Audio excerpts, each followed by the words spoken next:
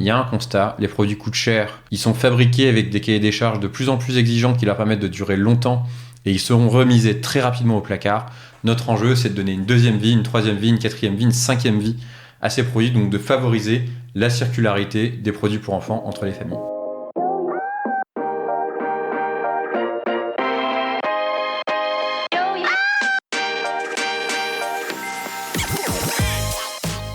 Bonjour et bienvenue parmi les Digital Doers, votre podcast source d'inspiration pour les acteurs de l'innovation. Ce programme est coproduit avec Comexposium pour l'événement incontournable qu'est le One-to-One Retail e-commerce de Monaco. Je suis Cyril Duplessis, acteur du changement dans le digital depuis plus de 20 ans. Je donne ici la parole aux personnalités de notre écosystème en France, qu'ils soient prestataires, annonceurs, marques, retailers ou pure players. Ils sont des acteurs engagés dans leur business et l'innovation fait partie de leur quotidien. Source intarissable d'inspiration, je vous propose une conversation dynamique et sincère pour vous donner accès à leur retour d'expérience, leur vision et leur analyse sur les tendances et les perspectives marché. Depuis juillet 2019, les Digital Doers rassemblent des témoignages uniques et de grande qualité directement accessibles ici même, mais aussi sur les chaînes partenaires. En effet, je produis et anime des chaînes de podcast pour compte de tiers, c'est-à-dire pour des prestataires de services, du retail et du e-commerce. Le concept est simple, inviter un prospect à venir discuter de votre problématique avec un expert maison dans une conversation tripartite. Vous êtes intéressé? N'hésitez pas à me contacter directement sur le site lesdigitaldoers.com ou via LinkedIn. En attendant, je vous souhaite une bonne écoute, toujours sans coupure. Aujourd'hui, je vous emmène dans l'incroyable histoire de Bibs, l'app qui compte 1,5 million d'utilisateurs en moins de 3 ans. Si vous êtes parent de jeunes enfants, vous connaissez certainement. Lancé en 2020, Bibs, B-E-E-B-S, est l'application pour acheter et revendre des produits autour de l'enfance. Vêtements, puériculture, mobilier, jouets, livres, consommables, bébés. Plus de 400 catégories sont représentées. Dans cet épisode, nous allons aborder le monde de la vente entre particuliers, le C2C, pour customer to customer, bien sûr, mais aussi celui de la marque. En effet, tout le monde connaît les généralistes que sont Vinted, Le Bon Coin et consorts. Alors pourquoi et comment une plateforme comme Bibs réussit sur une verticale? Comme à notre habitude, nous allons parler marché dans un premier temps pour cerner les attentes des consommateurs, des univers donc de la puériculture et de l'enfance et e-commerce entre eux. Ensuite, nous nous attarderons sur la proposition de valeur de Bibs. Comment la start-up a-t-elle réussi à se faire un nom, une place aussi rapidement? Enfin, et comme toujours, nous ferons un focus sur la relation client, la data, le CRM et la fidélisation. Vous verrez l'importance que prennent ces sujets dans la stratégie de Bibs. Mais avant de commencer, Morgane, peux-tu te présenter en quelques mots? Bonjour Cyril, donc Morgane Ilmy, effectivement 33 ans. Je suis l'un des deux cofondateurs donc, de l'application mobile Bibs depuis, comme tu l'as mentionné, 2020. Donc ça fait 3 ans maintenant qu'avec Arsène, mon associé, on a choisi de monter Bibs comme la première plateforme d'achat et de revente d'articles de seconde main qui est 100% dédiée à l'enfance. Alors, c'est pas arrivé par hasard. Est-ce que tu peux nous dire un peu quel est ton profil? Tu as fait quoi comme type d'études? Et avant de lancer Bibs, qu'est-ce que tu as fait? J'ai un profil, en gros, prépa plus école de commerce. Donc j'ai fait l'ESSEC, donc je suis sorti diplômé en fin 2012, donc il y a un peu plus d'une dizaine d'années maintenant déjà.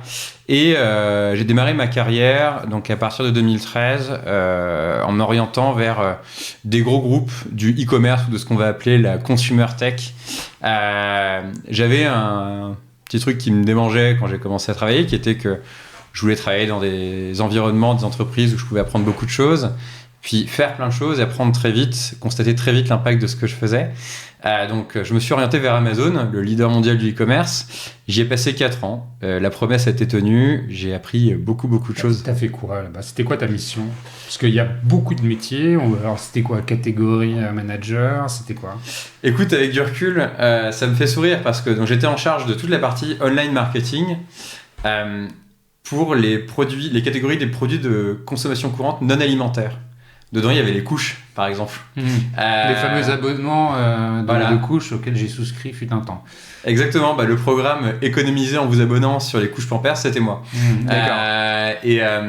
Et donc j'ai travaillé sur ces catégories qui étaient les plus jeunes et les moins matures d'Amazon pendant les 2 premières années. Et les 2 suivantes, j'ai complètement shifté et je suis allé sur les catégories historiques d'Amazon, qui sont les produits culturels, donc les livres, bien entendu, les jeux vidéo, à l'époque les DVD et les CD, et qui étaient des catégories qui étaient plutôt en décroissance et sur lesquelles l'enjeu c'était de se maintenir. Donc j'ai un peu fait un tour d'horizon assez complet des catégories d'Amazon. J'avais envie d'aller dans une entreprise plus jeune, un projet plus jeune. J'ai rejoint Uber. Avant de Uber, qu'est-ce que tu retiens des apprentissages d'Amazon ? Tu dis que ça a finalement été une occasion d'apprendre beaucoup de choses. C'est quoi concrètement là, les 2-3 trucs avec lesquels tu es reparti d'Amazon ? Écoute, déjà il y a des compétences métiers, des compétences techniques. Donc concrètement, maîtriser les bases et les bonnes pratiques du marketing pour une plateforme e-commerce. L'acquisition évidemment, qu'elle soit payante ou organique, sur des catégories qui étaient émergentes notamment, donc les produits de grande consommation, qui étaient des catégories toutes récentes, toutes jeunes pour Amazon, et on était sur une volumétrie d'actions à l'échelle d'Amazon, quoi. Donc on faisait beaucoup de choses, j'ai pu apprendre beaucoup sur ces bonnes pratiques du marketing en e-commerce. Deuxièmement, j'y ai appris les bienfaits, les bénéfices d'une culture claire et forte, très présente au quotidien. La culture, les leadership principles d'Amazon, les 14 leadership principles, ils sont présents dans tout ton life cycle en tant qu'employé d'Amazon. Ils sont présents dès le process de recrutement, puisque c'est la grille d'évaluation principale de ton processus de recrutement chez Amazon.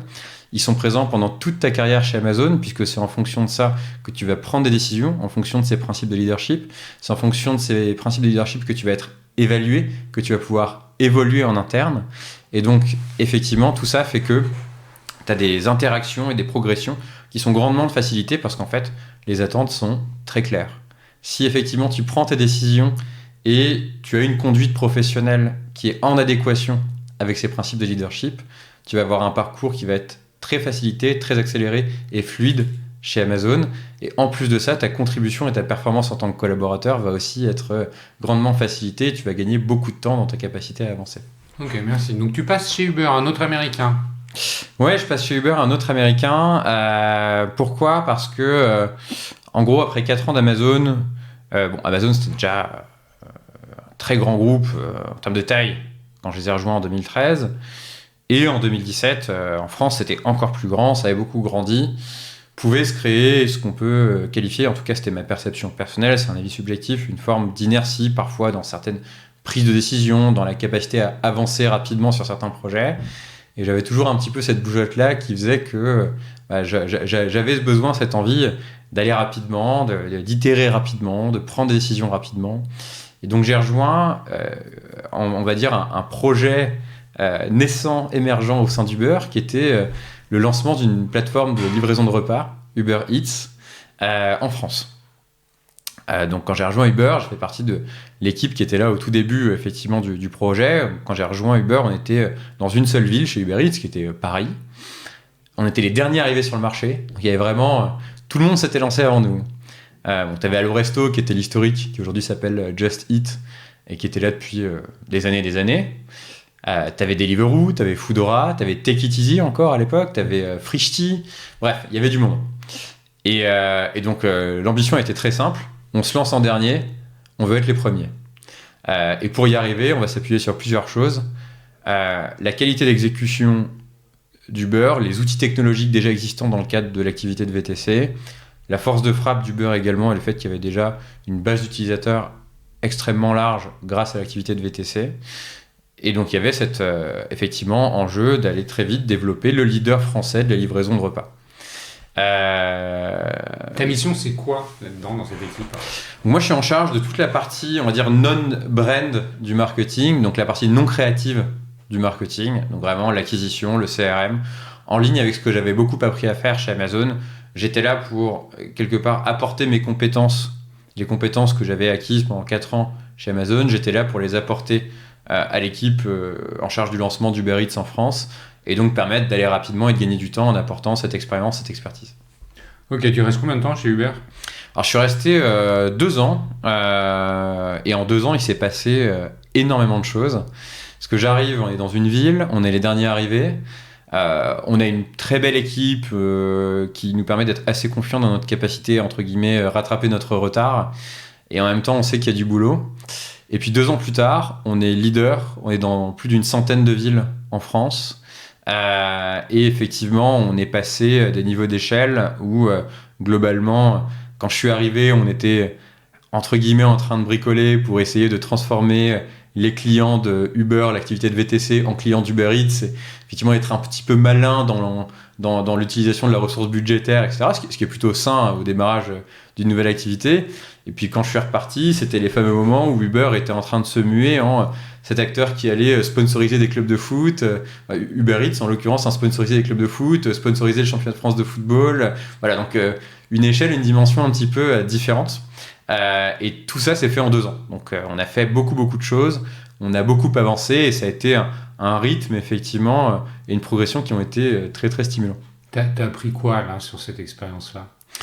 C'est quoi le truc avec... Je te pose la même question qu'avec Amazon. Tu ressors avec quoi ? Écoute, ce dont je ressors avec Uber Eats, c'est plusieurs choses. Déjà, cette conviction qu'il y a des paramètres qui peuvent effectivement jouer en ta défaveur quand tu lances une activité, un business. Typiquement, ce qu'on appelle le time to market. Se lancer en dernier, c'est assez unanimement perçu comme pas le critère qui va donner le plus de chances à l'activité de réussir. Donc, il peut y avoir des facteurs effectivement contraignants qui vont faire que on va partir peut-être avec un cran de retard ou avec une probabilité de réussir qui va être plus faible. Mais dans le fond, si on exécute bien, avec les bons standards, la bonne attention aux détails et les bons niveaux d'exigence, je considère, en tout cas c'est ce que j'ai retiré de mon expérience chez Uber, qu'il y a de bonnes chances que ça aboutisse sur quelque chose de bien. Finalement, ce que je retiens de ce que tu dis, c'est que la qualité d'exécution est un des critères premiers pour aller vers le succès. Oui, effectivement, et ce qu'on avait, finalement, l'éventail de valeurs chez Amazon et chez Uber, en tant que gros groupe de tech américain, il y a beaucoup de similarités. Ce côté attention to details, la valeur insist on the highest standards que tu peux avoir chez Amazon, quand tu es sur des activités B2C, consumer, où en fait, finalement, tu vas avoir énormément de détails qui vont pouvoir influencer positivement ou négativement l'expérience utilisateur. Le fait d'être extrêmement attentif à ça va avoir plein d'effets positifs. Sur évidemment le fait que tu délivres une expérience positive, donc que tu vas mieux retenir tes utilisateurs, que derrière tu vas potentiellement avoir un bouche à oreille positif qui va se créer, ça va quelque part déteindre positivement sur ton image de marque.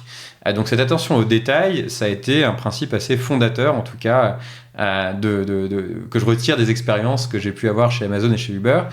Et donc, cette qualité d'exécution chez Uber a été la clé qui nous a permis d'être leader. Pourquoi ? Parce que c'est ce qui nous a permis de rattraper notre retard, c'est ce qui nous a permis d'avoir un moment décisif dans l'histoire d'Uber Eats aussi, qui est de réussir à mettre à disposition des Français la chaîne de restaurants qu'ils avaient toujours rêvé de pouvoir se faire livrer, en tout cas pour un grand nombre d'entre eux, c'est McDonald's. Et ça a été le moment un peu... charnière, exactement. À partir duquel, en fait, la qualité d'exécution a permis de construire ce partenariat avec McDonald's.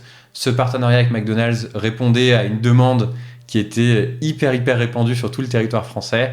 Et c'est ce qui a permis à Uber Eats de changer d'échelle et de devenir ce fameux leader. On arrive en 2019, là, c'est ça ? Exactement. Qu'est-ce qui se passe après, alors ? Il se passe plusieurs choses. Au global... Ce qui se passe, c'est que j'avais acquis, après mes expériences chez Amazon et chez Uber, une certaine maîtrise déjà des bonnes pratiques et des codes, en gros des business consumer digitalisés, à des échelles assez significatives. J'avais acquis également une bonne connaissance de ces business, que ce soit les problématiques, en tout cas sur la partie marketing, des problématiques d'acquisition auxquelles j'ai été confronté chez Amazon, chez Uber, les problématiques de rétention utilisateur, les problématiques de product management. Donc j'avais fait un tour d'horizon finalement assez complet de tout un pan assez essentiel de la réussite d'une activité en consumer tech.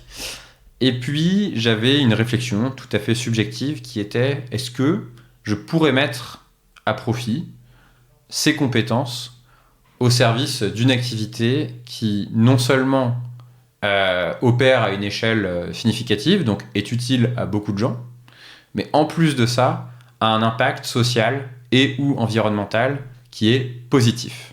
Donc ça, c'est la réflexion que tu as dans ta tête Exactement. En 2019. Exactement. Ok. Exactement. Et donc, le cheminement vers finalement le bon choix pour répondre à ces critères, il s'est fait en 2 fois, en 2 étapes. La première étape, c'est que je rejoins en tant que directeur marketing une startup early stage dans le secteur de l'intérim digitalisé, avec une promesse effectivement qui est de faciliter l'accès au travail.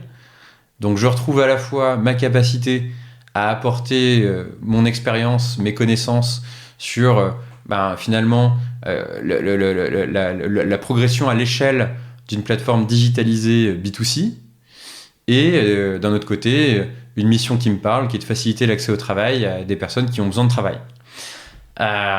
Et puis, j'y passe 6 mois. J'y passe 6 mois parce que dans le fond, j'étais encore sur un périmètre de marketing sur lequel j'avais une expertise, une expérience à apporter. Je sentais aussi que j'avais l'opportunité d'aller plus loin, de me former au-delà du marketing, de me former vraiment à la gestion non pas d'une équipe marketing, mais d'un business. Et finalement que j'arrivais à un stade aussi de mon parcours et de ma carrière où ma maîtrise des enjeux sur justement ce secteur consumer tech, sur ce type d'activité consumer tech, commençait à me sembler suffisante pour que j'initie moi-même ma propre activité. Alors comment, là c'est le prélude de Bibs, comment elle naît cette idée parle-nous de la naissance en fait de Bibs. Je crois qu'il y a un petit événement personnel qui a contribué à la créer. Ouais, effectivement, ce qui se passe, c'est que à l'été 2019, j'ai mon premier enfant, mon fils, qui a aujourd'hui 3 ans et demi, qui naît, donc en août 2019.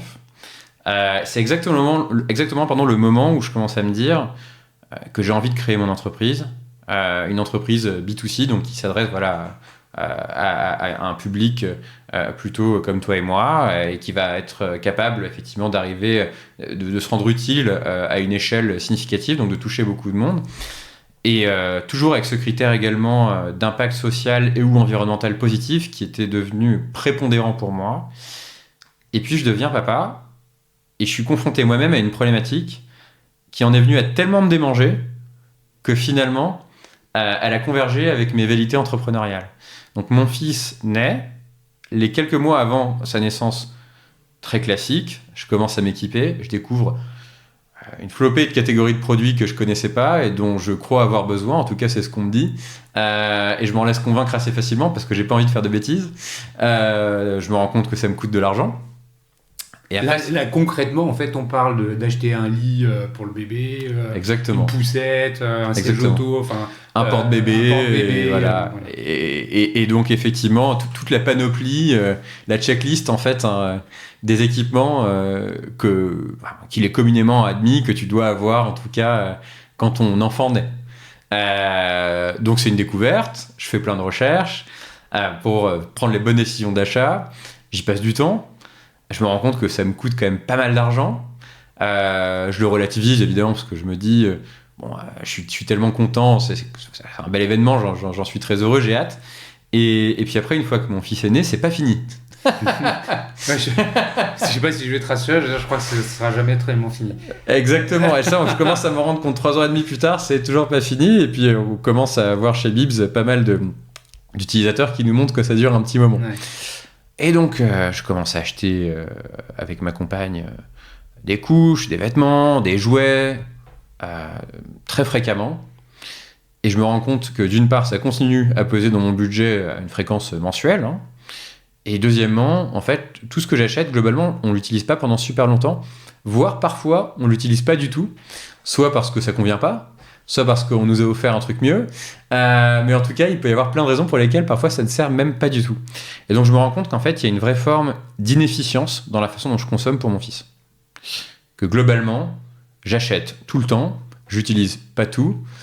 Quand ça me sert plus, je remise au placard, alors que dans le fond, ça a une valeur résiduelle probablement significative. Et donc, j'ai envie de m'attaquer à ça. J'ai envie de me demander, est-ce que je suis le seul dans ce cas-là ? Est-ce qu'on est plusieurs ? Est-ce qu'on est nombreux ? Est-ce qu'il y a un truc à faire ? Et je me rends compte très rapidement que je suis très loin d'être seul dans ce cas-là, que globalement, on est 700, 800 000 par an dans ce cas-là, et qu'il y a un vrai enjeu à apporter de l'efficacité dans la consommation pour les enfants.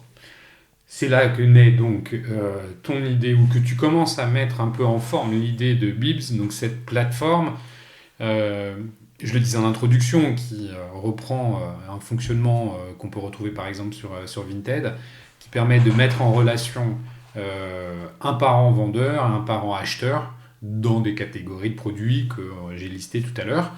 C'est déjà assez clair dans ta tête que c'est comme ça que ça va fonctionner? Alors, ce qui est clair dans notre tête à ce moment-là, c'est deux choses. La première, c'est la problématique à laquelle on veut s'adresser. Globalement, avec Arsène, mon associé qui a vécu la même chose que moi en même temps que moi, c'est-à-dire son fils est né un mois avant le mien et il s'est avéré qu'il a été démangé, on va dire, par les mêmes constats que moi assez rapidement. La première chose qu'on constate, c'est que le pouvoir d'achat et l'impact environnemental de la consommation sont deux frictions immenses dans la consommation pour les enfants. Donc concrètement, premièrement, c'est ressenti par une majorité de familles, de parents, que ça coûte cher et comme on consomme beaucoup plus qu'avant, il y a un vrai point d'interrogation sur l'empreinte carbone, sur l'impact environnemental additionnel que génère cette consommation. Et c'est une friction telle que parfois c'est à l'origine d'un questionnement sur est-ce qu'on doit faire un enfant ou pas. C'est-à-dire qu'on se rend compte rapidement que cette double problématique, à la fois économique et écologique, elle va affecter les parents une fois que leur enfant est né, mais parfois même, avant même que l'enfant soit né, au moment de la décision de est-ce qu'on fait un enfant ou pas, quoi. Donc la problématique, elle est très claire pour nous. On veut effectivement aller apporter du pouvoir d'achat supplémentaire aux parents, aux familles. On veut pouvoir aller nuancer, diminuer l'impact carbone qui est lié à la consommation pour les enfants et finalement aller contribuer à retirer ces deux frictions majeures qui sont liées au fait d'avoir un enfant, ce qui reste dans une bonne partie des cas un moment dont on a envie qu'il soit plutôt heureux et le plus insouciant possible, évidemment. Donc ça, c'est la première certitude, la problématique à laquelle on s'adresse. Et la deuxième certitude qu'on a, c'est quelle solution on veut apporter. La solution qu'on veut apporter, c'est augmenter la durée de vie des produits. Donc très clairement, se dire, il y a un constat, les produits coûtent cher, ils sont fabriqués avec des cahiers des charges de plus en plus exigeants qui leur permettent de durer longtemps et ils seront remisés très rapidement au placard. Notre enjeu, c'est de donner une deuxième vie, une troisième vie, une quatrième vie, une cinquième vie à ces produits, donc de favoriser la circularité des produits pour enfants entre les familles. Et pour ça, donc à ce moment-là, c'est bien l'idée d'une plateforme C2C. Exactement. Et donc très tôt, dès fin 2019, début 2020, notre conviction forte avec Arsène, mon associé, c'est qu'on veut créer la première plateforme C2C, donc d'achat et de revente entre particuliers, qui est 100% dédiée à l'enfance. Et qui va permettre effectivement de démocratiser l'usage de la seconde main parmi les familles, d'en faire un réflexe et de favoriser cette circularité des produits pour enfants. Alors, je mets les pieds dans le plat tout de suite, comme ça le sujet est clos, et après on pourra passer au marché, comme je le disais en introduction. Le concept de la vente C2C, je l'ai dit dans l'introduction, Vinted ou le Bon Coin, peut-être plus le Vinted en termes transactionnels, ça existe déjà. Pourquoi vous vous êtes dit il faut qu'on verticalise cette activité-là? Pourquoi finalement les parents ils sont pas déjà sur Vinted pour vendre et acheter les produits que finalement vous rassemblez aujourd'hui sur Bibs? Écoute, très tôt on s'est rendu compte que notre mission en tant que plateforme verticalisée, ou une partie de notre mission, ça allait être de démocratiser l'usage de la seconde main pour l'ensemble des produits pour enfants, l'ensemble des catégories pour lesquelles cet usage pouvait être adopté, et aller très très au-delà, finalement, des catégories sur lesquelles cet usage avait déjà été au moins en partie démocratisé par les plateformes généralistes. Qu'est-ce que ça veut dire? Ça veut dire qu'un Vinted a fait un travail exceptionnel sur le textile. Et un Vinted, aujourd'hui, le textile, c'est plus de 70% de leur activité. Et c'est leur focus. Et on considère qu'ils ont joué un rôle absolument essentiel et continuent de jouer un rôle essentiel dans la circularité des produits textiles. Et je pense que c'est une très bonne chose. Le Bon Coin, ils ont fait un gros travail de généraliste pour démocratiser l'usage de la seconde main sur un éventail de catégories assez large.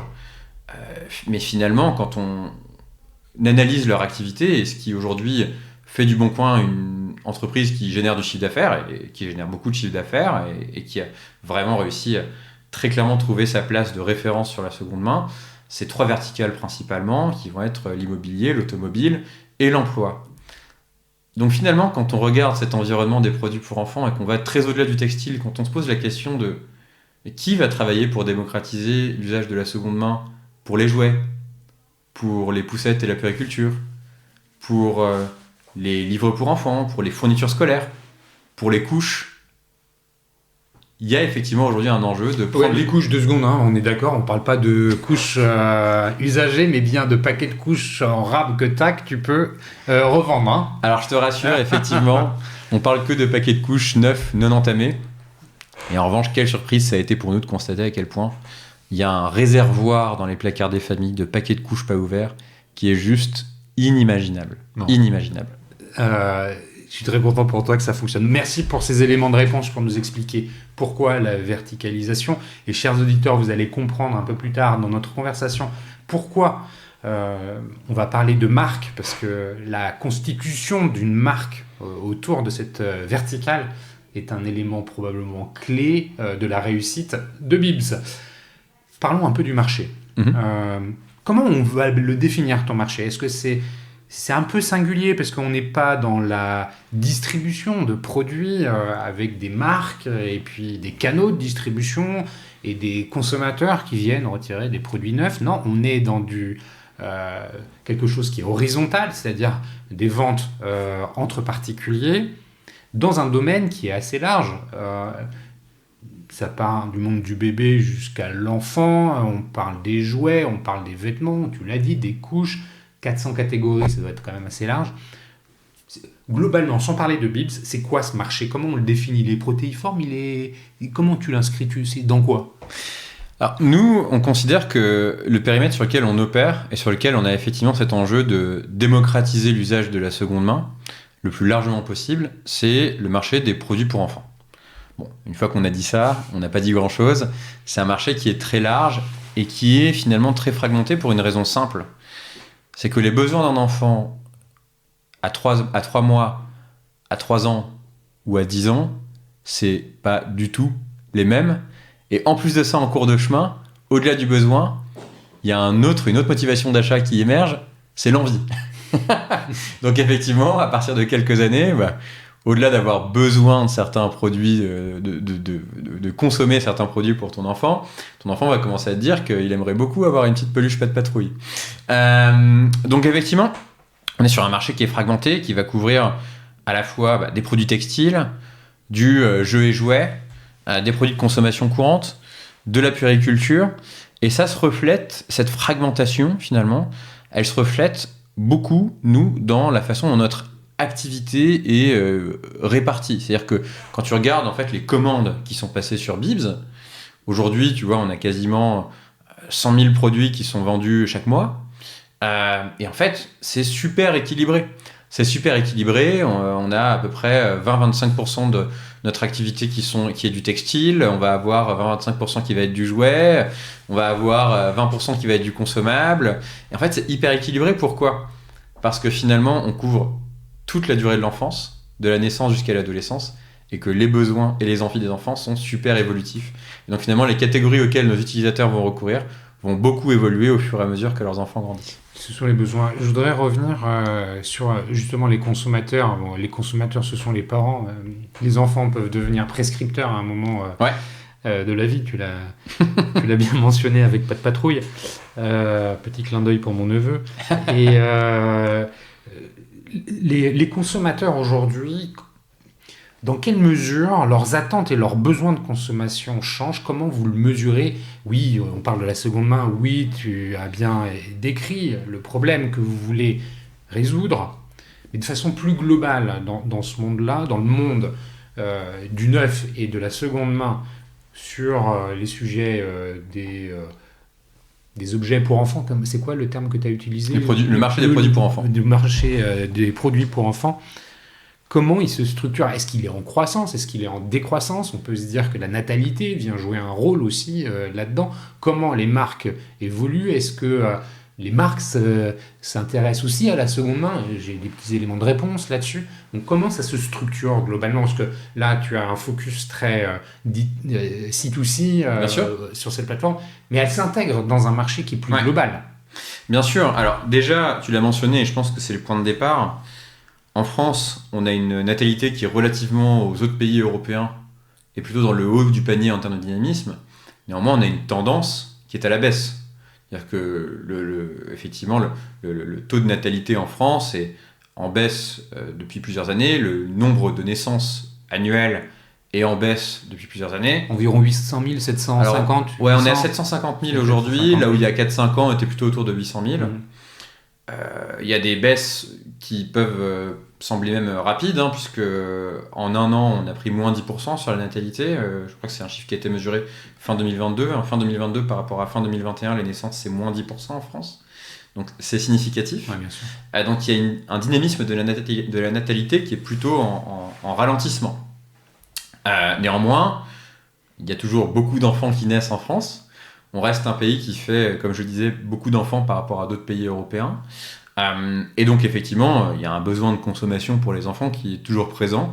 C'est juste qu'on consomme pour un petit peu moins d'enfants qu'avant. Et donc, une fois qu'on a regardé ça, c'est intéressant, comme tu le mentionnais, de regarder l'état des marchés neufs notamment.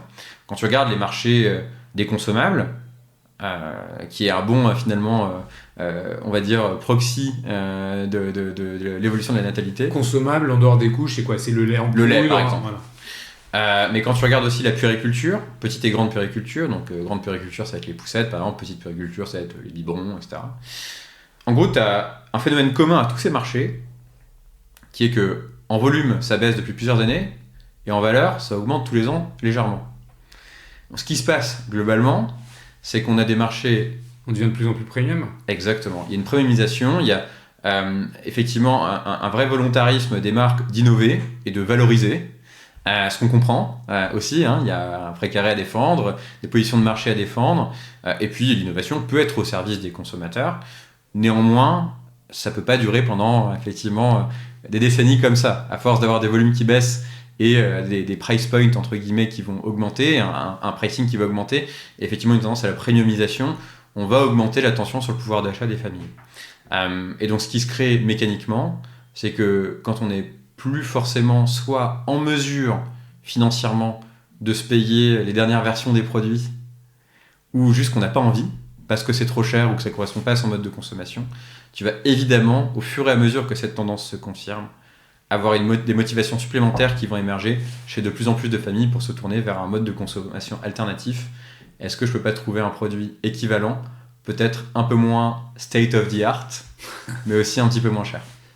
Est-ce que tu observes, parce qu'en fait tu t'es lancé avant qu'on ait des entre guillemets problèmes d'inflation, est-ce que tu observes finalement que les éléments conjoncturels de l'économie viennent perturber le fonctionnement traditionnel du marché au profit justement de la seconde main? Est-ce que c'est quelque chose que vous arrivez à mesurer, ou alors la croissance qui est la vôtre est tellement forte que c'est difficile d'allouer une part de cette croissance à des raisons conjoncturelles liées à l'inflation? Alors c'est vrai que chez Bibs, on est une entreprise encore assez jeune. Notre plateforme est lancée depuis novembre 2020, donc ça fait 2 ans et demi au moment où on se parle. Et on a effectivement des courbes de croissance qui sont assez effectivement rapides. On a une tendance de croissance qui est assez rapide, ce qui fait que on a des ventes qui sont 3-4 fois plus importantes qu'au même moment l'an dernier. Donc c'est complètement décorrélé des tendances de marché. Néanmoins, il y a plusieurs manières finalement d'appréhender cette question que tu poses. La première, c'est qu'il y a de plus en plus d'études évidemment qui sont faites sur les marchés de la seconde main. Par exemple, tu as une étude assez référente du BCG qui a été faite il y a 1 an et demi, je crois, ou 2 ans maintenant, sur les perspectives de croissance des marchés de la seconde main en Europe. Et on est effectivement sur une tendance qui était prévue entre 2020 et 2025 d'un doublement de la taille du marché des marchés de la seconde main en Europe en 2025 versus 2020. Bon, c'est pas surprenant. On voit évidemment qu'il y a un essor sur de plus en plus de verticales.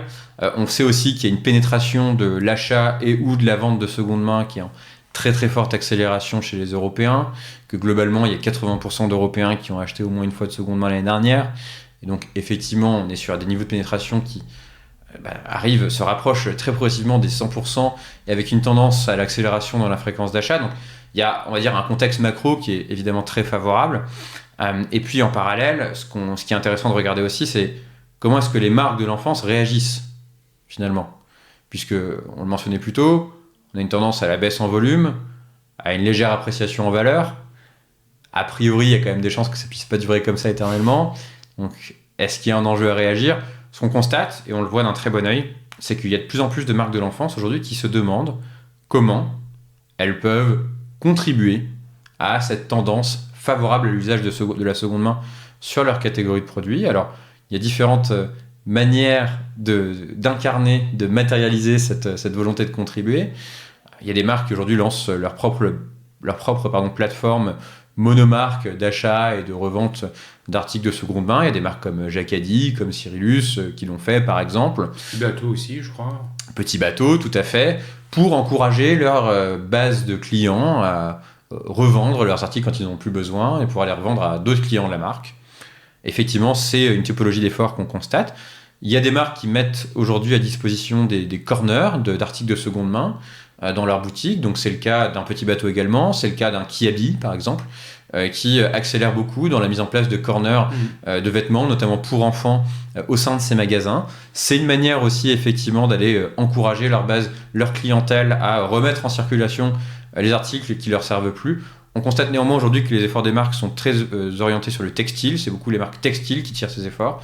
On est sur un niveau de volontarisme aujourd'hui chez les marques hors textile qui est peut-être un petit peu moins évident, mais on est convaincu que ça va venir. Ce qui est sûr, c'est que si ces marques réagissent, c'est aussi que vraisemblablement cette tendance les impacte et qu'elles ont une vocation et un enjeu stratégique à réussir à transformer leur modèle et à réussir à transformer leur relation à leurs clients pour intégrer justement cette logique de circularité. Quand une marque fait de la seconde main, est-ce que la proposition de valeur qu'elle défend est la même que celle que vous vantez sur Bibs ? C'est-à-dire que quand on est un consommateur et qu'on va dans une enseigne acheter un produit de seconde main, j'ai l'impression, moi en tant que consommateur, que ce n'est pas le même acte que d'aller sur une plateforme C2C et acheter à un particulier un produit qui m'intéresse. Effectivement, le point d'entrée est différent. Quand on va acheter, quand on en arrive typiquement à acheter un produit de seconde main chez une marque, c'est probablement parce que le point d'entrée a été l'entrée par la marque. Donc on s'est dit, j'ai une affection particulière, une relation particulière avec la marque, par exemple Petit Bateau. Donc je souhaite acheter du Petit Bateau à mon enfant. Il s'avère que Petit Bateau propose du neuf et de la seconde main, et j'ai fait le choix de la seconde main au sein justement des options que j'avais chez Petit Bateau. Il y a aussi un côté réassurance pour le consommateur, oui, de se dire que quelque part, si Petit Bateau me vend de la seconde main, c'est qu'il se porte garant de la qualité du produit qu'il me revend. Alors oui, effectivement, chez un certain nombre de marques, en tout cas, on va avoir des vérifications qui vont être faites sur des vêtements, etc. Et donc ça peut apporter une réassurance supplémentaire. Néanmoins, ce qui va se passer, c'est qu'on est aussi sur des modèles qui sont intermédiaires, donc sur lesquels on va avoir effectivement un coût associé à la remise en circulation du produit qui va être supérieur, donc le produit de seconde main va être un petit peu plus cher, généralement, et on va avoir un petit peu moins de choix. Que le même vendu en C2C. Exactement, que le même vendu en C2C, et on va souvent avoir un petit peu moins de choix, puisque ce sont des modèles qui vont souvent impliquer de stocker, effectivement d'avoir du stock en permanence, donc on est forcément contraint par sa capacité de stockage et sa capacité de sourcing. Donc on perd en quantité et un petit peu en compétitivité prix, néanmoins on gagne en réassurance et puis on s'inscrit aussi dans la relation qu'on a avec une marque. Ça reste un usage qui va permettre d'acheter de seconde main et que nous on voit d'un très bon œil. Tu le vois d'un très bon œil, pourquoi ? Parce que ça éduque le marché ? Exactement. On considère aujourd'hui que sur cette verticale de l'enfance, un de nos gros défis, nous, en tant que plateforme, sur lequel on est très content parce qu'on a des signaux très clairs que ça avance, c'est évidemment, au-delà de la friction sur l'aspect écologique et environnemental, c'est de retirer les freins aussi, c'est de lever les freins. J'achète pour mon enfant, c'est très sensible. C'est très très sensible d'acheter pour son enfant. On n'a pas envie de se tromper, on a envie que l'article soit en bon état d'utilisation, Et finalement, on a envie de s'assurer que ça sera la meilleure option pour prendre soin de son enfant. Je peux juste te faire un commentaire perso, j'en fais pas souvent. Mais alors, après le premier, tous ces freins-là s'effondrent assez rapidement. Alors ça, je veux bien le croire. J'y suis pas encore, mais je veux bien le croire. Ouais. C'est vrai que... Pour les autres, ce sera peut-être pas exactement la même chose.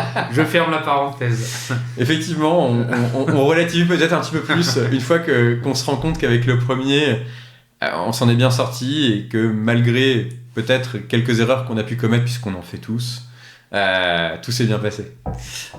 Néanmoins, c'est vrai que, pour reprendre ce que je disais, il y a un vrai enjeu à rassurer.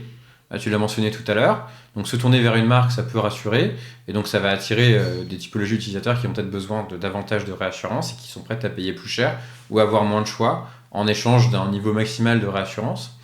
Chez Bibs, on voit ça d'un très bon œil. Pourquoi ? Parce que ça éduque. C'est-à-dire que ça va amener vers un usage de la seconde main des familles ou des parents qui n'auraient peut-être pas choisi la seconde main en priorité, puisqu'elles sont rentrées par la marque. Et que historiquement, aujourd'hui, quand on rentre par la marque, c'est quand même dans une majorité des cas pour acheter du neuf. Bien sûr. Donc on voit ça d'un très très bon œil. Néanmoins, l'approche qu'on a, nous, chez Bibs, en tant que plateforme C2C, est un petit peu différente. C'est-à-dire qu'on considère que notre travail, c'est de donner du choix. Notre travail, c'est d'accompagner dans le choix. Et notre travail, c'est de rassurer dans le choix. Mais c'est pas de choisir à la place de nos utilisateurs. Et donc effectivement, ça conditionne notre approche. Pourquoi ? Parce qu'on sait qu'un de nos enjeux, c'est d'avoir le catalogue le plus large possible. Donc tu peux me préciser pourquoi tu dis que ce n'est pas choisir à la place de nos consommateurs ? À quel moment, où ça se passe comme ça ? Dès lors que tu as des modèles de seconde main qui vont reposer sur un sourcing sélectif, soit par la marque, soit sur le fait d'avoir des produits qui correspondent à tel ou tel critère de conditions, d'état, etc., tu commences à choisir à la place du consommateur. Et c'est OK. C'est juste que c'est pas notre approche. Globalement, on considère, et c'est, on va dire, une des thèses qui est à la base de la façon dont on fonctionne chez Bibs, que les parents sont assez grands pour choisir eux-mêmes ce dont ils vont avoir besoin pour leurs enfants. Et donc, s'ils sont confrontés à un choix très large, ils vont être capables de prendre la bonne décision pour leur enfant, et c'est pas à nous de la prendre à leur place. Concrètement, ça veut dire quoi ? Sur Bibs, tu vas avoir des produits qui sont déjà à l'état neuf, donc tu vas avoir à peu près 20% de produits qui sont à l'état neuf, donc qui n'ont jamais servi. Tu vas avoir des produits qui sont en très bon état, puis tu vas avoir des produits qui sont en état moyen. Si on était une marque de l'enfance qui n'a pas forcément envie de dégrader son image de marque, les produits en état moyen, on ne prendrait pas le risque de les prendre. Sauf que les produits en état moyen, prenons l'exemple d'un body, un body taché. Voilà. Prends un exemple extrême volontairement. Il n'y en a pas forcément beaucoup qui se vendent sur Bibs, mais ça peut arriver. Il peut y avoir des parents qui vont choisir d'acheter un lot de body, puis dans le lot, il y en a peut-être 2-3 qui sont tachés. Ouais, ok. C'est-à-dire qu'il y a des parents qui ont aussi voulu mettre en vente un body taché. Exactement. Et il y a des parents qui l'achètent. Voilà, ils vont acheter, je sais pas, un lot de 10 body, dans le lot, il y en a 2-3 qui sont tachés. Je suis une marque, je le fais pas. J'ai pas envie que ça dégrade mon image de marque. C'est pas forcément en adéquation avec l'objectif de réassurance peut-être à l'extrême que je vais avoir et qui est complètement OK. De notre côté, on est à l'aise avec ça. Si le parent qui achète avait l'information que le body était taché et est à l'aise avec ça, on n'est personne pour le dissuader de l'acheter. En revanche, notre mission, c'est de s'assurer que l'information elle était bien présente. Merci pour la précision, c'était important que tu la soulignes. Tu me l'avais partagé quand on a préparé l'enregistrement, mais je pense que c'est toujours mieux de répéter les choses, surtout pour ceux qui n'étaient pas là. Non, mais c'est vrai, c'est une façon aussi d'expliquer les choses. On vient de parler du marché, là on est commencé à rentrer dans le fonctionnement de Bibs. On va y aller maintenant tout de suite. Tu peux peut-être me pitcher je t'avais dit déjà par téléphone, en 2 minutes, ta proposition de valeur, même si on l'a compris, mais juste dans un exercice un peu formel, c'est quoi Bibs ?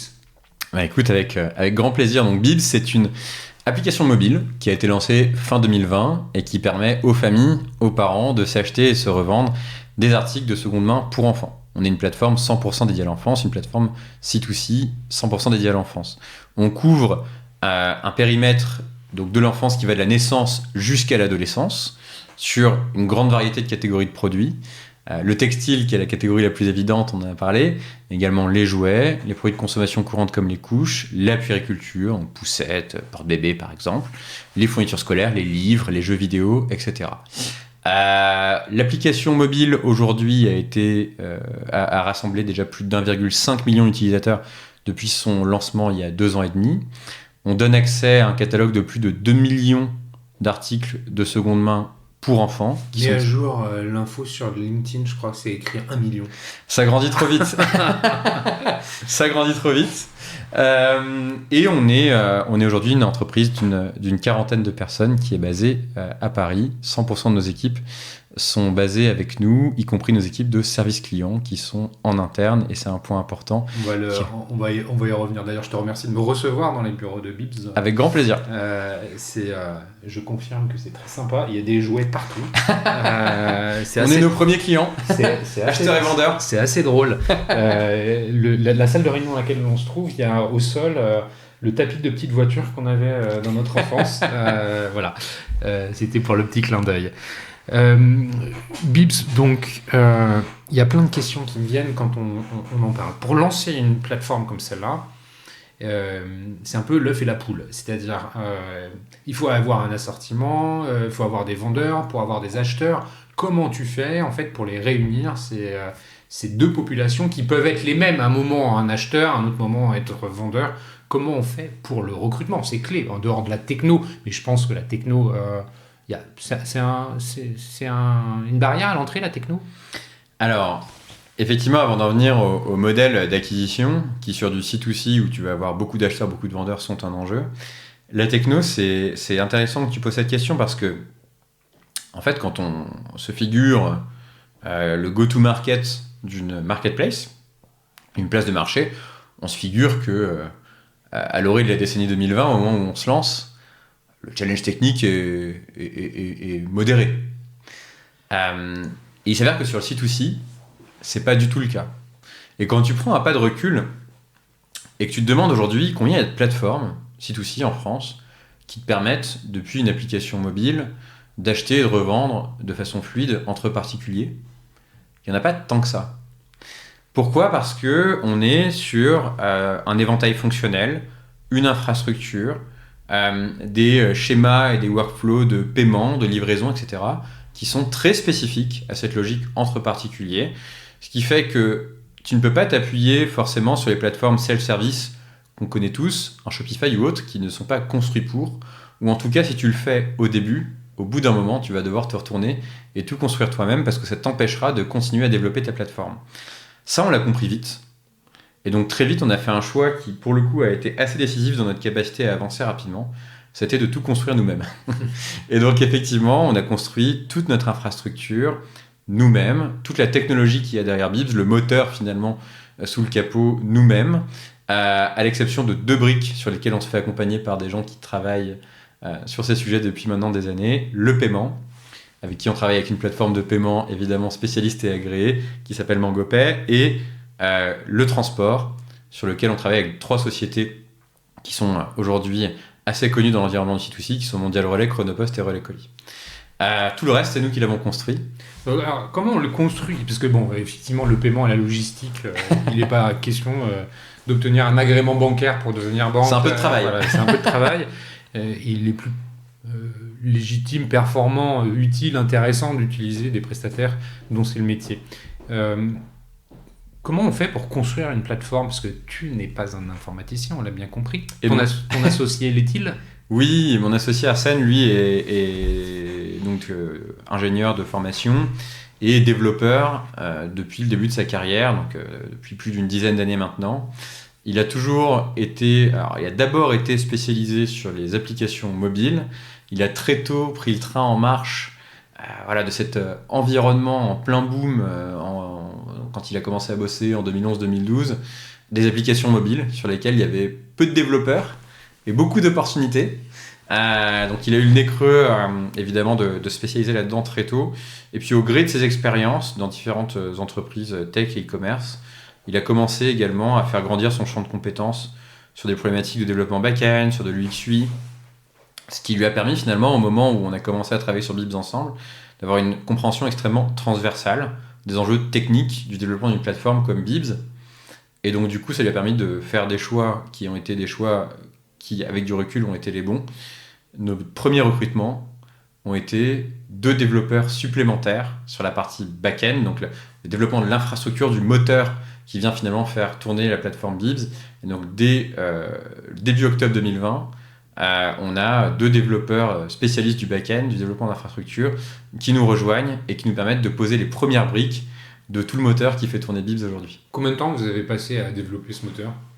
Alors, on a commencé effectivement au moment où on lance la plateforme, donc septembre, octobre, novembre 2020, où on commence vraiment à mettre les mains dessus. Et puis depuis, c'est un travail continu. C'est-à-dire que la première version... Ce que je veux dire, avant que vous puissiez vous lancer dans la stratégie de recrutement, c'est là où je veux t'emmener justement. Là, c'est toi qui vas prendre le lead sur la tech en fait, pour aller recruter. C'est combien de temps là ? C'est quoi l'investissement pour avoir quelque chose qui tourne ? Alors, pour avoir à la fois un front, donc une interface mobile qui permet effectivement de faire très basiquement, d'opérer très basiquement des transactions entre acheteurs particuliers, vendeurs particuliers, et une infrastructure qui permet de le faire très basiquement, donc vraiment avoir la version un petit peu MVP du produit, ça a été au total un bon 6 mois de développement à temps plein. Le travail sur l'infrastructure, on avait commencé à le faire au début avant nos premiers recrutements avec des freelances, etc. Et donc, ça a été assez, on va dire... Le temps nous semblait long à l'époque, avant de lancer.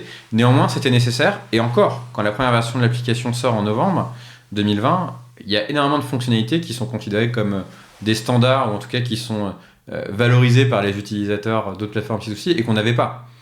Et donc derrière, c'est opéré un développement en 2 phases. La première phase, là-dessus, c'est important de l'avoir en tête si on veut lancer une plateforme C2C, c'est une phase de rattrapage. Donc il y a un éventail fonctionnel qui est un peu le minimum attendu par les utilisateurs de C2C, qui sont des fonctionnalités comme le fait de pouvoir négocier les prix, comme le fait de pouvoir acheter plusieurs articles en une commande, comme le fait d'avoir accès à plusieurs transporteurs. Ok, les basiques. Les basiques, qui eux-mêmes déjà, quand on construit tout from scratch, prennent un petit peu de temps. Donc là-dessus, on va dire que c'est post-lancement, on a 1 an de rattrapage fonctionnel. Et une fois que le rattrapage est fait, là, on peut commencer à se dire, ok, qu'est-ce que je peux apporter en plus et qui va vraiment être décisif dans l'expérience que je suis capable de proposer. Justement, en fait, avant même de parler de l'acquisition, excuse-moi, j'ai un peu l'esprit d'escalier, parle-nous en fait de la stratégie marketing qui accompagne finalement les choix stratégiques techniques, technologiques qui ont été faits. Les deux se rejoignent pour pouvoir en faire finalement ce qu'est aujourd'hui Bibs. Totalement. C'est quoi cette stratégie marketing de marque ? Parce que je crois qu'on peut vraiment parler de marque. Ouais. Et c'est en tête dès le départ. C'est en tête dès le départ pour plein de raisons. Alors déjà, pour finir sur les choix techniques, et c'est assez important d'ailleurs sur les modèles d'acquisition, on a fait dès le début le choix que Bibs sera une application mobile. Ouais, et pas un site. Et pas un site. Pour 2 raisons. La première, c'est que on a un enjeu à ce que nos utilisateurs mettent en vente. Mettre en vente depuis son téléphone, c'est plus simple. On a l'appareil photo qui est intégré, ça va plus vite, on peut le faire en une main, on n'a pas besoin d'avoir son ordi, c'est plus simple.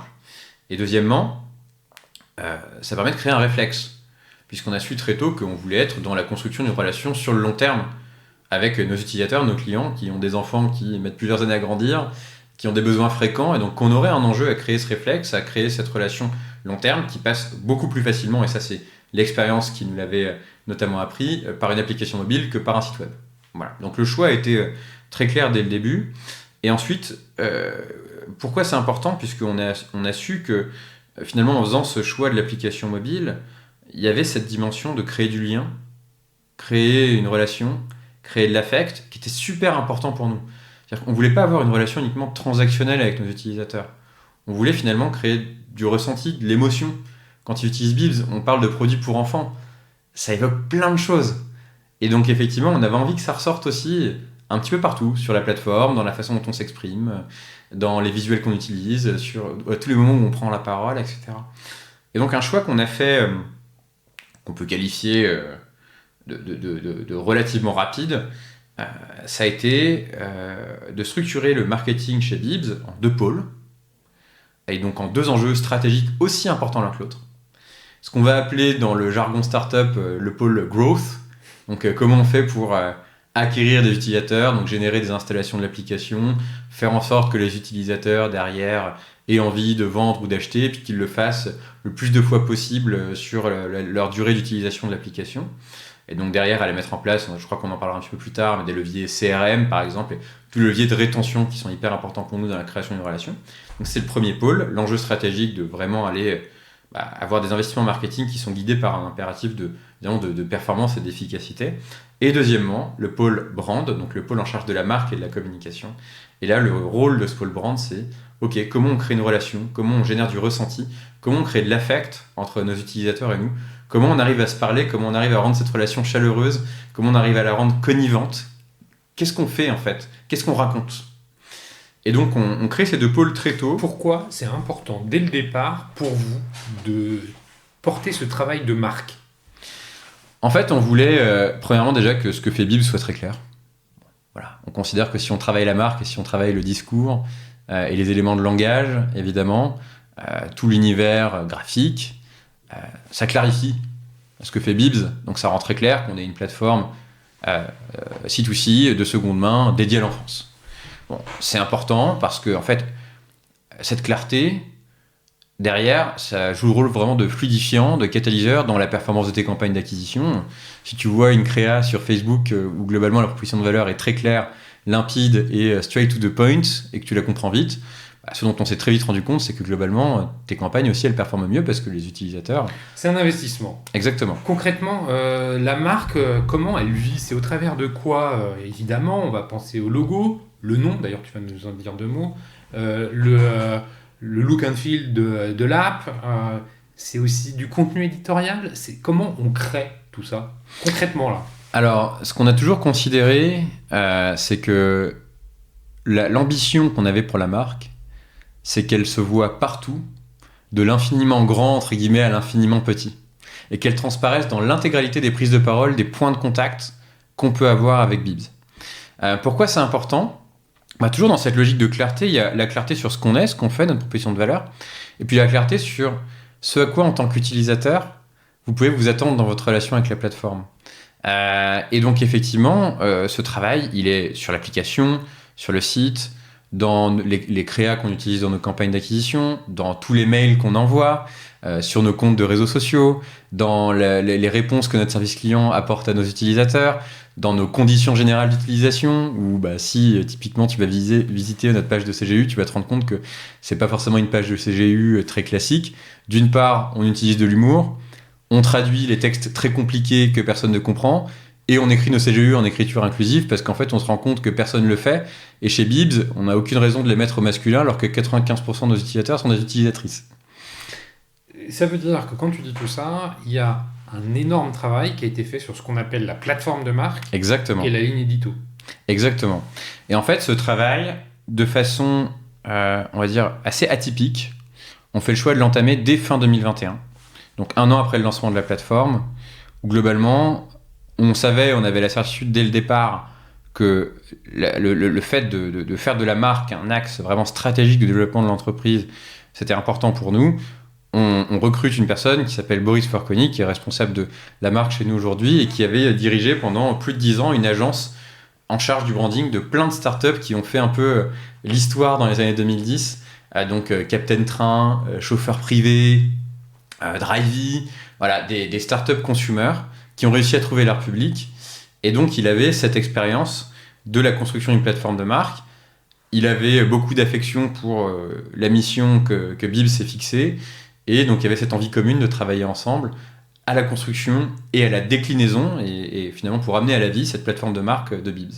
Donc, ce travail, on l'initie dès 2021 pour définir finalement nos brand guidelines, en fait, tout simplement. Bon, merci pour ces éléments de clarification sur la marque et qui sont hyper fort. Alors, je suis hyper sensible à ces sujets-là, ça doit se ressentir, mais sans ce travail-là, probablement qu'aujourd'hui, vous n'auriez pas pu revendiquer 1,5 million d'utilisateurs et les volumes que vous avez. Justement, les utilisateurs, comment on va les chercher une fois qu'on a... Donc, on a stabilisé la tech, on a la plateforme de marque et sa déclinaison, on a les armes, c'est bon, on peut y aller. Comment on fait pour les faire venir? Alors... Est-ce que c'est comme ça qu'il faut poser la question? C'est bien la suite de l'histoire? C'est comme ça qu'il faut le voir? Une des valeurs fondatrices de Bibs, et qui est à la fois visible et tangible dans notre plateforme de marque, mais aussi dans nos valeurs internes, c'est l'empathie.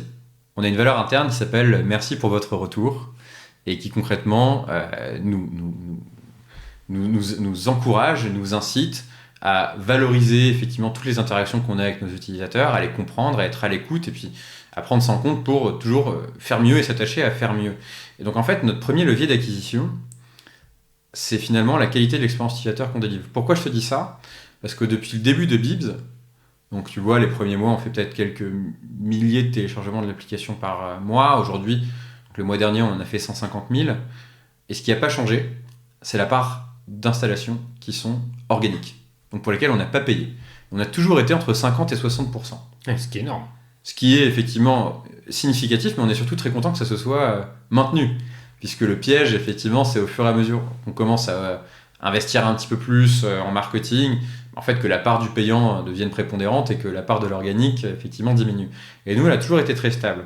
Et c'est pour ça que je te dis qu'en fait, notre premier canal d'acquisition, c'est l'expérience utilisateur. C'est qu'en fait, ça, c'est possible que si tu mets un niveau d'effort qui est très, très élevé pour t'assurer que tes utilisateurs vont ressortir heureux, contents, satisfaits de l'expérience qu'ils ont eue avec toi. Et l'expérience qu'ils ont eue avec toi, ça passe par la marque. C'est j'ouvre un mail de Bibs, il y a un truc qui me fait rire ou qui me fait sourire. Et j'ai eu une bonne expérience avec cette marque. Jusqu'à j'ai acheté ma poussette sur Bibs, ça s'est très bien passé, j'en suis très content et en plus j'ai payé vachement moins cher que si je l'avais acheté neuve, donc effectivement j'en suis très content. Et ça peut aller jusqu'à j'ai eu un problème, ça arrive dans 1% des commandes qui sont passées sur Bibs, j'ai eu un problème, le produit n'est peut-être pas conforme à ma commande, etc. J'ai trouvé une oreille attentive, on a résolu mon problème et je suis content de l'expérience que j'ai eue sur Bibs. Et tout ça end-to-end fait que finalement tu vas délivrer une expérience utilisateur de qualité qui va être valorisée et ça va contribuer à ton bouche à oreille. Et puis il y a les 40% restants pour lesquels effectivement aujourd'hui on investit dans des budgets, en marketing, on a un budget d'investissement en marketing pour aller effectivement recruter des nouveaux utilisateurs de l'application. Et là-dessus, je dirais qu'on n'a rien inventé de révolutionnaire sur les canaux d'acquisition.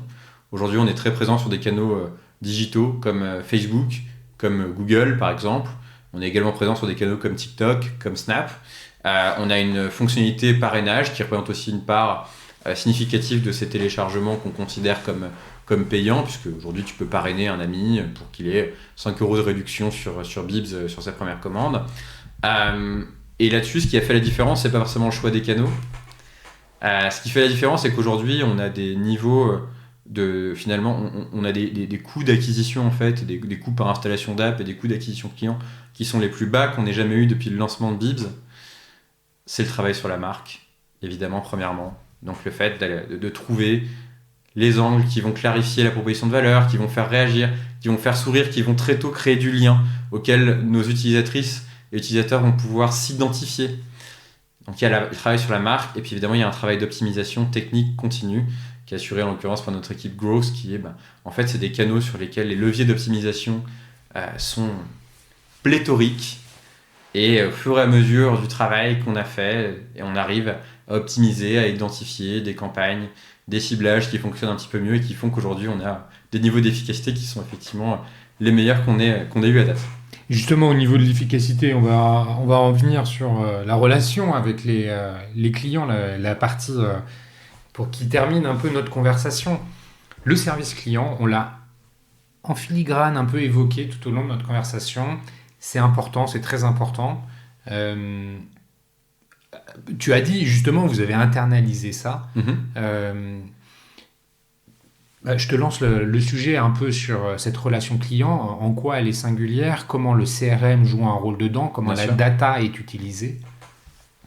Écoute, c'est vrai que tu vois finalement, c'est un peu le paradoxe en fait du travail qu'on fait en C2C au global quand tu travailles sur des business tech consumer, c'est que tu es vraiment dans la création d'une relation, donc tu es dans quelque chose de très émotionnel et effectivement, nous encore plus avec cette dimension, voilà, cette valeur d'empathie qui est hyper importante pour nous.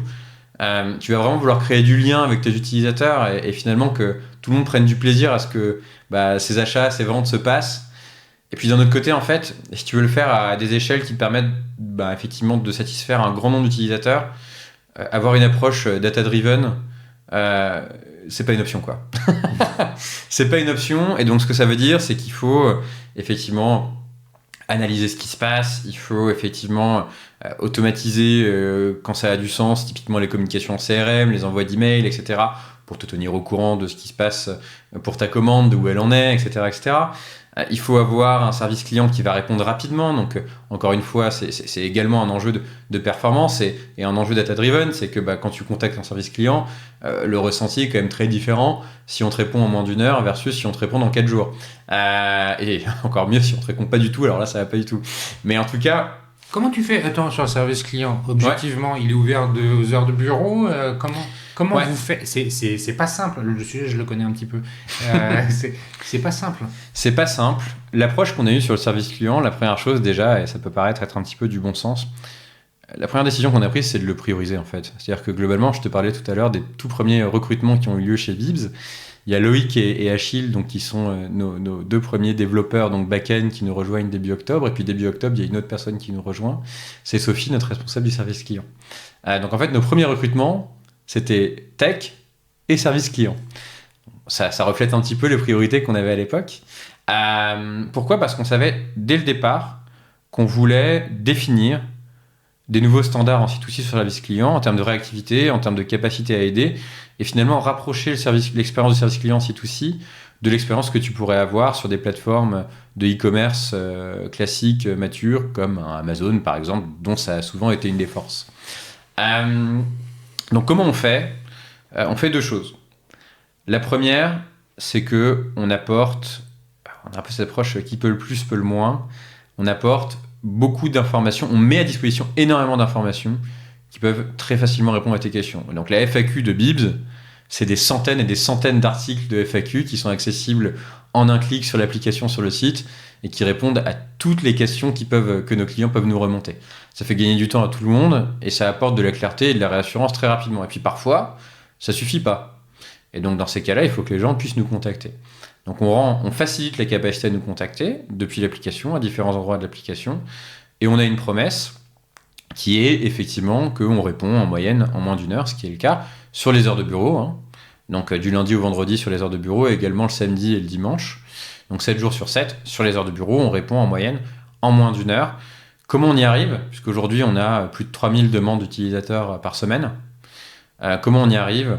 Encore une fois, d'une part, en faisant ce travail d'empathie, donc en réussissant à apporter des solutions, à avoir des réponses qui sont effectivement détaillées, sur lesquelles on ne va pas forcément essayer de mettre la poussière sous le tapis, mais au contraire, on va dire les choses. Donc typiquement, si on a fait une erreur, on va le dire. Et ça permet d'aller beaucoup plus vite dans la résolution d'un problème que si on essaye de botter en touche.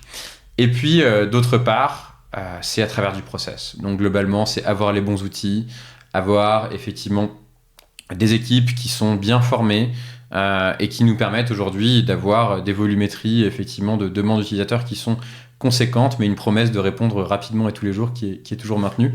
Le contact, il se fait par chat ou par email? Alors uniquement par email. On a fait le choix de ne pas mettre en place de chat parce que justement on considère que c'est déjà une prouesse en C2C, même si on a encore vocation à l'améliorer et on est constamment en train de se demander comment on peut l'améliorer. C'est déjà une prouesse en C2C par rapport aux standards qu'on peut trouver sur les autres plateformes de répondre en moins d'une heure. Quand on a des écrans qui, on va dire, offrent une forme de simulacre de chat, donc simule l'expérience d'un chat. Un bot, quoi. Voilà. En fait, ça crée de la frustration. Pour revenir sur les réponses que vous apportez, vous avez donc une équipe dédiée à ça. Ouais. 3000 par semaine, c'est conséquent. Alors, c'est cohérent par rapport au volume global. Bien sûr. C'est peanuts par rapport au volume global. Mais intrinsèquement, 3000 demandes par semaine, il faut les traiter. Ouais. Donc, tu as une équipe en interne qui arrive à les traiter, qui travaille aussi le week-end, ou est-ce que tu externalises une partie des ressources ? Alors aujourd'hui, on a une équipe qui travaille, en gros, on a une équipe de 5 personnes au service client. On a des personnes qui travaillent en gros un rythme du lundi au vendredi et qui occasionnellement vont avoir une journée travaillée le week-end. Donc voilà, c'est la façon dont on a effectivement structuré les choses. Toujours évidemment 5 jours par semaine, mais en tout cas ce qui est sûr c'est qu'on va avoir parfois des personnes qui vont faire mardi, samedi ou dimanche, jeudi, etc. Donc on va avoir des rythmes un peu en décalé pour s'assurer qu'on est toujours en mesure de répondre aux demandes de nos utilisateurs, évidemment.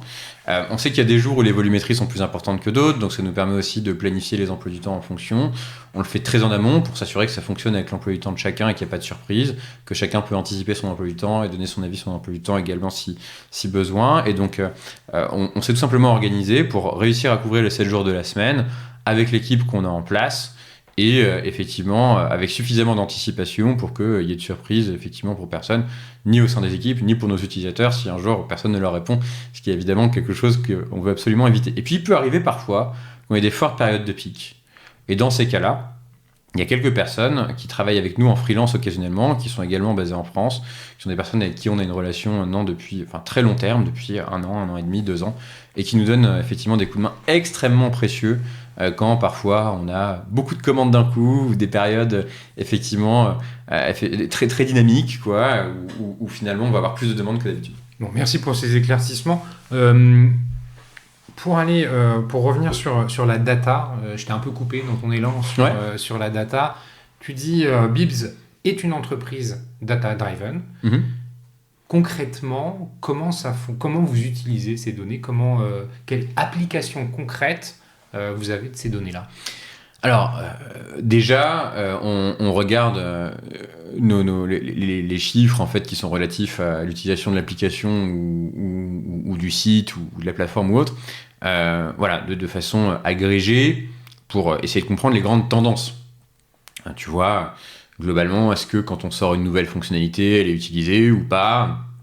Est-ce que effectivement les clients qui l'ont utilisé une fois vont la réutiliser une deuxième fois, une troisième fois? Voilà, un petit peu les basiques de comprendre le comportement utilisateur sur ta plateforme, sur ton produit. C'est quelque chose qu'on a mis en place très tôt, donc on a des outils qui nous permettent effectivement d'analyser le comportement utilisateur, de comprendre ce qui est utile à nos utilisateurs, ce qui est adopté par nos utilisateurs versus ce qui n'est pas du tout utile. Ça nous est arrivé de supprimer des fonctionnalités.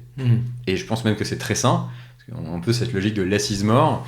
Quand tu supprimes une fonctionnalité inutile, ça laisse plus de place à une fonctionnalité qui est utile. Donc on a toujours eu cette logique de se dire ok, on va utiliser la donnée pour comprendre ce qui est utilisé et ce qui est utile à nos utilisateurs. En parallèle, évidemment, la donnée, elle nous permet de piloter l'évolution de notre activité. Donc nos données de chiffre d'affaires, de nombre de commandes, de panier moyen, de repeat, etc., etc. Tout ça, on l'a mis en place très tôt, dès le lancement. Et aujourd'hui, en fait, l'éventail, le portefeuille d'outils analytiques qu'on a aujourd'hui a très peu changé par rapport au lancement.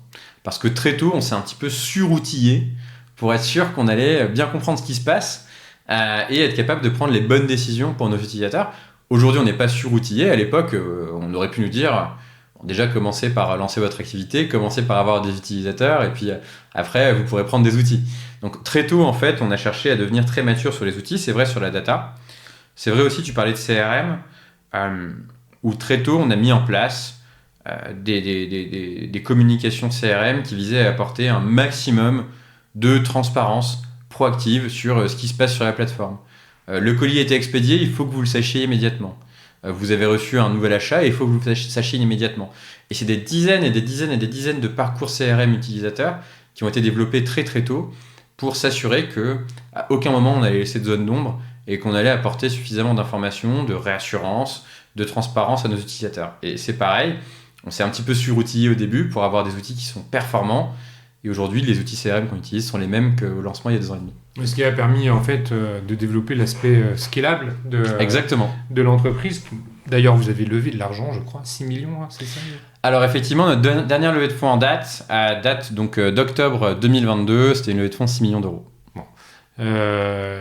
Auprès de qui, les gens connus? Alors auprès de 2 fonds d'investissement français, donc Isaïe, qui est un fonds d'investissement de capital risque early stage historique, qui a investi dans des réussites comme Price Minister, comme Blablacar, comme Evaneos, comme Malte par exemple, et Citizen Capital, qui est historiquement un des tout premiers fonds d'investissement à impact en France, qui a également depuis 2008 en fait a été un des initiateurs de l'investissement à impact, qui était un peu moins à la mode à l'époque et beaucoup plus aujourd'hui, et je pense que c'est une très très bonne chose.